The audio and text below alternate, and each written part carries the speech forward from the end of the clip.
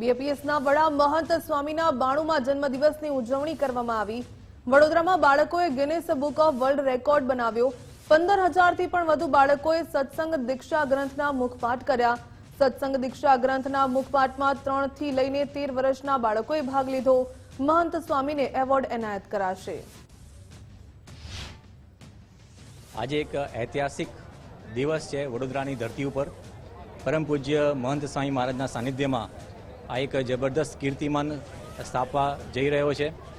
પરમ પૂજ્ય મહંત સ્વામી મહારાજે જે ગ્રંથ રચ્યો છે સત્સંગ દીક્ષા, 315 શ્લોકો છે અને એક સાથે કોઈ એક જગ્યા ઉપર આટલા બધા બાળકો 3.5 વર્ષથી લઈને 13 વર્ષની ઉંમર સુધીના એક સાથે મુખપાઠ કરે અને મુખપાઠ રજૂઆત કરે તો આ એક વિશ્વ માટે એક અનોખી વાત છે।